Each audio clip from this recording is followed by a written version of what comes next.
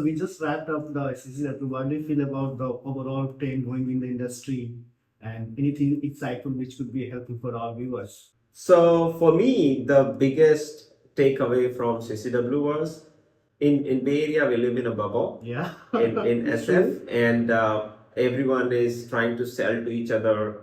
But in CCW, for those who don't know, um, this is the largest event of customer success and support professionals.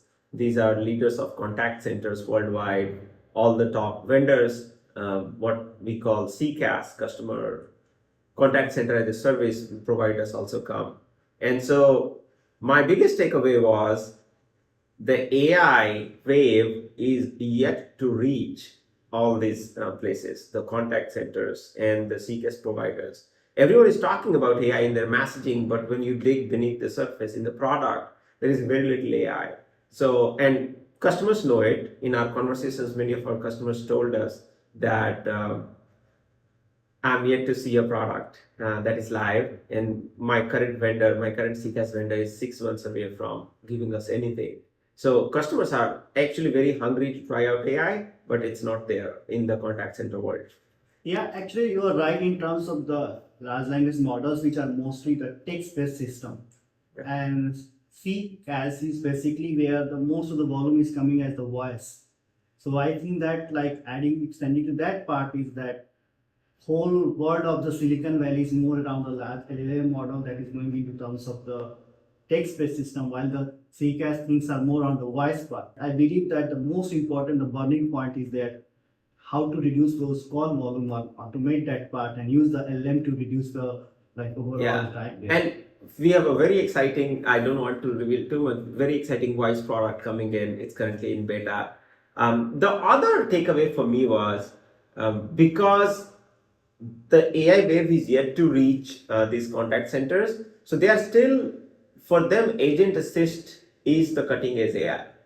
The self-serve part has not reached these folks yet. And so for them, the agent assist is a year away, 6 months to a year away.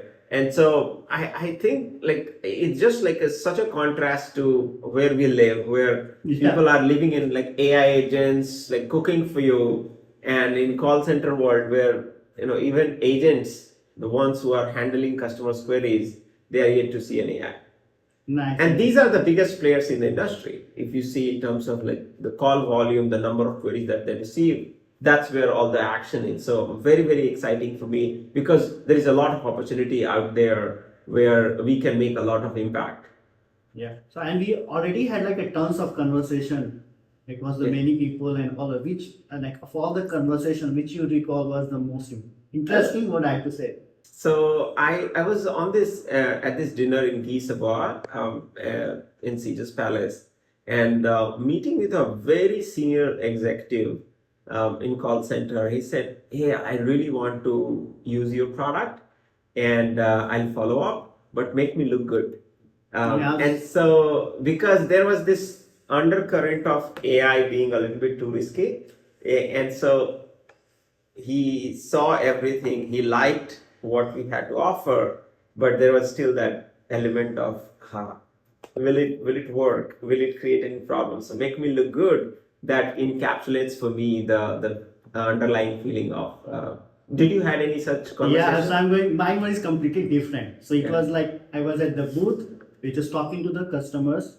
So one person from the CCAS, like a very big CCAS vendor, I'm not going to reveal the name. So he came to our booth and he talked about what the CCAS does that part, and he told, "You guys are also willing to open for the collaboration?" I said, "Yes." I said, "Why don't you collaborate and like be our technology partner who can support the AI?" And I said, "Yes." And then he went to this, bring the business card and said, "Look, we have everything, but we don't have that, and that is Gleen." And that is like what in Gleen he did. It's like about like entire AI stack that is hallucination free. I see. Resolving the basically like having the AI at the customer front, not just the agent front. Very cool, very cool. I didn't get to ask you, but what are your biggest takeaways from CCW? Just the AI, just the beginning. We are even not like scratch the surface. The people, lot of the people just came and this is what is AI for many of this part. Even they have not, they don't know from where to start. They say that you tell me what should we do to getting prepared for AI. But one thing is very clear that it is now in everybody attends. Each and every organization, small and the big, they all are thinking that AI first. How can they look better in terms of their job profile as well as like making more like a more productive for their organization. The other thing, I feel really bad for the buyers because no matter which booth you go to, everyone was saying, the AI, AI, AI. And if I was the customer, I was like, which AI do I want? Everyone is saying the same. So the messaging is so similar of every company. And so with us at Gleen, we were very clear that, all the AI that you are seeing in CCW is agent facing AI. And while we are the next evolution of that, which is user facing AI, we will help you, your users self-serve the queries.